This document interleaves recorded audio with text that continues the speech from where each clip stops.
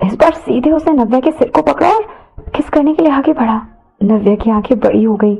पहले वो अक्षय को धक्का देने की कोशिश करी थी, पर इस बार उसने तुरंत अक्षय के होठों को कवर कर लिया। पर अक्षय ने जानबूझकर उसके हाथों को किस किया। नव्या को लगा जैसे उस गर्माहट से उसका शरीर जल जाएगा। मैंने कहा नानो, नव्या ने कहा। नव्या ने उसकी आंखों में देखते हुए अपनी बात बताई। अब मना करने से कोई फर्क नहीं पड़ेगा। अक्षय ने नव्या का हाथ हटा दिया। अक्षय की शरारत भरी नजरें नव्या को जला रही थी। नव्या समझ नहीं पा रही थी कि अक्षय ऐसा कैसे कर सकता है। अक्षय, नव्या ने गुस्से में जोर से चिल्लाया। ऐसा लग रहा था जैसे नव्या को सच में बहुत गुस्सा आ गया है। अक्षय ने नव्या की चमकती हुई आंखों की तरफ देखा। उसे नव्या की आंखें हर रोज से ज्यादा सुंदर और ब्राइट लगी। तुम कितने बदतमीज हो गए हो, क्या हो गया है तुम्हें? नव्या ने उसे डांटते हुए कहा। नव्या ने अक्षय के पैरों पर मारा और जैसे ही अक्षय की पकड़ ढीली हुई तो उसने खुद को अक्षय की बाहों से छुड़ा लिया। अक्षय से खुद को छुड़ाते हुए नव्या तुरंत उससे दूर भागी।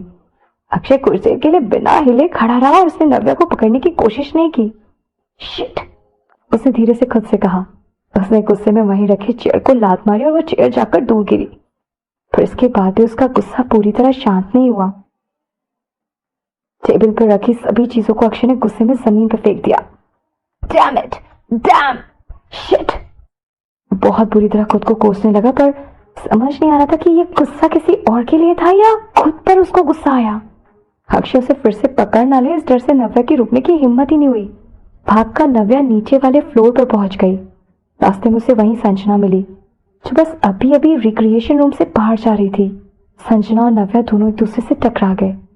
संजना घबरा गई और उसने डर के मारे नव्या का हाथ जोर से पकड़ लिया। नव्या, क्या हुआ? नव्या को परेशान और गुस्से में देखकर संजना ने उससे पूछा। संजना ने ऊपर वाले फ्लोर की तरफ देखते हुए कहा कि क्या अक्षय ने तुम्हें गुस्सा दिलाया है? तुम दोनों का झगड़ा भी खत्म नहीं हुआ क्या?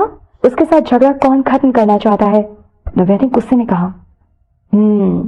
संजना एक बार में समझ गई कि अक्षय और नव्या के बीच में फिर से किसी बात पर बहस हुई होगी और अक्षय ने जरूर कुछ ऐसा किया होगा जिससे नव्या को गुस्सा आ गया। अच्छा ये बताओ, उसने क्या किया जिससे तुम्हें गुस्सा आया? संजना ने प्यार से नव्या से पूछा। संजना का सवाल सुनकर नव्या को ऊपर जो भी कुछ हुआ था सब कुछ याद आ गया। नव्या शर्माने लगी, पर उसने संजना को पता नहीं चले दिया और कहा कि अक्षय बिल्कुल पागल है। हाँ वो तो है, ये बात तो तुमने बिल्कुल ठीक कही। तो ऊपर हुआ क्या? नव्या का लाल चेहरा देखकर संजना उसकी बात जानने के लिए बहुत एक्साइटेड थी। आखिर अक्षय ने ऐसा क्या किया जिससे तुम्हें इतना गुस्सा आ गया? संजना ने फिर से नव्या से पूछा। वैसे भी गॉसिप करना हर इंसान को अच्छा लगता है और संजना भी कुछ अलग नहीं थी, और ऊपर से नव्या उसकी बेस्ट फ्रेंड है, इसलिए वो जानने के लिए काफी एक्साइटेड थी कि आखिर अक्षय और नव्या के बीच में हुआ क्या। पर नव्या भी उसे सच्चाई बताने वाली नहीं थी। अक्षय ने बेवकूफी की हद जो पार कर दी थी और उसे जबरदस्ती किस करने की कोशिश की। ऐसी बातें वो कभी भी किसी से शेयर नहीं कर सकती थी। नव्या ने संजना की तरफ देखा और उसका हाथ पकड़कर पूछा, संजना क्या मैं आज रात तुम्हारे घर पर रुक सकती हूँ? मुझे अक्षय के पास नहीं जाना। यहाँ श्योर, संजना ने सिर हिलाते हुए कहा। वैसे भी संजना की फैमिली को पता था कि नव्या अमेरिका से वापस आ गई है और वो चाहते थे कि संजना नव्या को मिलने के लिए घर पर आए। संजना के मम्मी पापा नव्या को बहुत पसंद करते थे और हमेशा से उसे चिढ़ाते थे कि वो नव्या को अपने घर की बहू बनाना चाहते हैं। तभी संजना को अचानक ध्यान आया और वो हैरान होकर नव्या की तरफ देखने लगी और पूछा कि वेट, इसका मतलब है कि तुम अक्षय के साथ रह रही हो? हाँ, मेरे डैड और अक्षय की मम्मी और सब लोगों ने जिद की कि मुझे अक्षय के साथ रहना चाहिए और एक साथ एक बेड पर सोना चाहिए। नव्या ने गहरी सांस लेते हुए कहा। नव्या को अभी तक ये सब समझ नहीं आ रहा था कि उसके डैड ने उसकी एंगेजमेंट अक्षय से करने का डिसीजन क्यों लिया। तुम दोनों साथ में रह रहे हो और एक ही बेड पे सोते हो? ये बात सुनकर संजना हैरान हो गई। हालांकि वहां और कोई भी नहीं था, फिर भी नव्या ने संजना को इशारा करते हुए कहा कि धीरे बोलो प्लीज, हो सकता है कोई इधर उधर छुपा हो और हमारी बातें सुन ले। फिर तो मतलब उन दोनों ने किया ही होगा। हाँ, संजना ने शर्माते हुए पूछा। उसके मुंह से ठीक से शब्द भी नहीं निकल पा रहे थे। क्या किया होगा? नव्या ने अपनी बड़ी बड़ी आंखों से उसकी तरफ देखते हुए पूछा। नव्या समझ नहीं पा रही थी कि आखिर संजना पूछना क्या चाहती है। संजना ने शर्माते हुए खांसा और कहा कि अरे वही जो लड़का लड़की जब साथ सोते हैं तब करते हैं। नव्या थोड़ी देर के लिए चुप हो गई और उसकी बात समझने की कोशिश करती रही और तुरंत ही वो समझ गई कि संजना किस बारे में बात कर रही थी। नव्या का चेहरा शर्म से लाल हो गया था। उसने धीरे से संजना को मारते हुए कहा कि ये क्या कह रही हो तुम? ऐसा कुछ नहीं है हम लोगों के बीच में, ओके? फिर संजना की बातें सुनकर नव्या को उस एडल्ट मैगजीन के बॉक्स की याद आ गई जो शायद अभी भी रूम में होगी, जो मधु आंटी ने अक्षय और नव्या के लिए भेजी थी। अगर संजना को इस बात की भनक पड़ गई होती तो वो ना जाने क्या क्या सोचने लगती। संजना ने नव्या की तरफ इशारा करते हुए कहा कि तुम शर्मा क्यों रही हो? इसका मतलब भले ही तुमने उसे नहीं किया पर उसके अलावा दूसरी चीजें तो की होंगी, है ना, है ना, है ना? दूसरी कौन सी चीजें? मुझे नहीं पता तुम किस बारे में बात कर रही हो। नव्या का मन कर रहा था कि वो वहां से चली जाए ताकि इस बारे में वो कोई और बात ही ना करे, पर क्योंकि उसे संजना के घर पर रात गुजारनी थी इसलिए वो संजना को ऐसे छोड़कर जा नहीं सकती थी और ना ही उसे इग्नोर कर सकती थी। नव्या ने संजना का हाथ पकड़कर उसे बाहर की तरफ खींचा और कहा कि लेट्स गो, कॉलेज जल्दी ही खत्म होने वाला है ना?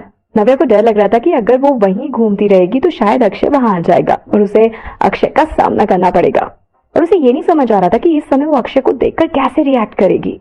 ठीक है, मैं कुछ खाऊंगी नहीं, चलो चलते हैं, वैसे भी मुझे भूख लगी है तो चलकर कुछ खाते हैं। संजना ने ऐसा कह तो दिया और मन ही मन ये सोच रही थी कि ठीक है, जब नव्या रात को मेरे घर रुकेगी तो मैं उससे सारी बातें निकलवा दूंगी। कॉलेज के बाद दिन में सबने देखा कि अक्षय की स्पोर्ट्स कार बाहर पार्क हुई है, जैसे शायद वो किसी का इंतजार कर रहा हो। कुछ लोग वहीं खड़े होकर देखने लगे कि आखिर अक्षय किसका वेट कर रहा है, और शाम तक भीड़ कम हो जाने के बावजूद कोई भी कार में नहीं आया और आखिरकार अक्षय की कार बिना किसी को लिए वहां से चली गई। क्वींस विला पहुंचकर अक्षय अपने घर के अंदर गया और लिविंग रूम में जाकर अक्षय ने आवाज दी, नव्या, नव्या। उसने कुछ देर इंतजार किया पर उसे कोई जवाब नहीं आया। गुस्सा होते हुए अक्षय ने खुद से कहा, व्हाट द हेल, अभी तक वापस नहीं आई। घर में कुछ ही कमरे थे, उसने सभी कमरों में जाकर ढूंढा पर किसी भी कमरे में उसे नव्या नहीं मिली। बेडरूम से बाहर आकर अक्षय ने अपना फोन निकाला और नव्या को कॉल किया। ट्रिंग ट्रिंग। अचानक फोन कट जाता है। अक्षय कुछ देर के लिए हैरान हो गया। उसने गुस्से में अपने फोन की तरफ देखा और कहा कि डैम इट, नव्या तुम्हारी इतनी हिम्मत कैसे हुई कि तुमने मेरा फोन काट दिया? क्या नव्या अभी भी गुस्सा थी? पर क्या नव्या को नहीं अक्षय को गुस्सा होना चाहिए था? अगर वो घर नहीं आना चाहती तो फिर ठीक है। अक्षय गुस्से में मन ही मन अपने आप से बात करने लगा। वो जाकर सोफे पर लेट गया और वहीं कॉफी टेबल पर रखे आईपैड को उठाया और उसमें गेम खेलने लगा। बाहर धीरे धीरे अंधेरा होने लगा था। अक्षय को भूख लगने लगी थी और भूख की वजह से उसके पेट में चूहे कूद रहे थे। फिर सोफे से उठने के बजाय अक्षय ने घर के मेन डोर की तरफ देखा। क्या सच में नव्या आज घर नहीं आने वाली थी? अक्षय सोचने लगा कि अगर नव्या घर नहीं आई तो और कहाँ जा सकती है। उसने सोचा शायद उसे एक बार घर पर कॉल करके पूछ लेना चाहिए। अक्षय ने कुछ देर सोचने के बाद अपना फोन निकाला, फिर घर पर कॉल किया। एक ही बार घंटी बजी तभी किसी ने फोन उठा लिया। हेलो अक्षय सर, क्या बात है? जिसने फोन उठाया था वो घर का बटलर था। उसकी आवाज किसी इंग्लिश जेंटलमैन की तरह लग रही थी। अक्षय को समझ नहीं आया कि वो क्या बोले, क्योंकि वो बहुत ही कम होता है। अक्षय ये नहीं पूछ सकता था कि नव्या घर पर है या फिर नहीं, क्योंकि अगर वो घर पर नहीं होती तो अक्षय के मम्मी पापा को पता चल जाता कि दोनों के बीच में झगड़ा हुआ है। नहीं, कोई खास बात नहीं है, बस मुझे पूछना था कि। अक्षय सोफे पर अपनी उंगलियां फेरते हुए सोचने लगा कि आगे वो क्या बोले। नव्या को घर का बना चिकन सूप पीना है, किसी से बोलकर उसके लिए बनवा दो प्लीज। ठीक है सर, सूप बनवा के क्वींस विला भिजवाना है या आप लोग यहाँ आने वाले हैं? बटलर ने पूछा। हाँ, यहीं भिजवा दो। इतना कहकर अक्षय ने फोन रख दिया। अब इस वक्त उसका चेहरा गंभीर हो गया था। अगर नव्या वहां होती तो बटलर ने कहा होता कि वो सूप बनाकर नव्या को दे देगा, यहाँ भिजवाने के लिए नहीं पूछता। इसका मतलब नव्या वहां पर थी ही नहीं।